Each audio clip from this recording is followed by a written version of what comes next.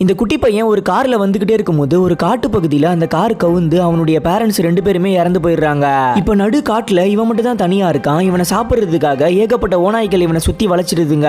அப்ப திடீர்னு எல்லா ஓநாய்களும் பயந்து ஓடுதுங்க. என்னடான்னு பார்த்தா அந்த பையனுக்கு பின்னால இருந்து ஒரு மிகப்பெரிய டிராகன் வெளியில வருது. அந்த பையனும் அந்த டிராகனை டச் பண்றான். அது அவனை தன்னுடைய உள்ளங்கையில தூக்கி வச்சுக்கிட்டு அதுவே அவனை வளர்க்க ஆரம்பிச்சிடுது.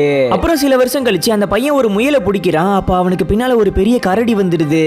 அவன் அதை பார்த்து தைரியமா கத்துறான். உடனே அந்த கரடி பயந்து ஓடிடுது. என்னடான்னு பார்த்தா அது அவனை பார்த்து பயந்து ஓடல, அவன் பின்னால இருந்த நம்ம டிராகனை பார்த்து பயந்து ஓடி இருக்கு. இப்போ அந்த டிராகனும் நம்ம ஹீரோவும் நல்லாவே மிங்கிள் ஆயிட்டு இருக்காங்க. அந்த காட்டுக்குள்ள 2 பேரும் சேர்ந்து ரொம்பவே சந்தோஷமா வாழ்றாங்க.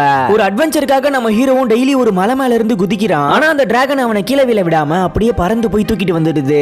அது மட்டும் இல்லாம இந்த டிராகனுக்கு மறையிற சக்தியும் இருக்குது. யாராவது வெளியாட்கள் வந்தாங்கன்னா யாரு கண்ணுக்குமே தெரியாம அப்படியே மறைஞ்சு போயிடும். இப்போ கூட நம்ம டிராகன் அந்த காட்டுக்கு யாருமே வந்து மரத்தெல்லாம் வெட்டக்கூடாதுன்னு சொல்லிட்டு அங்க இருந்த ஜேசிபி எல்லாம் உடைச்சு நொறுக்குது.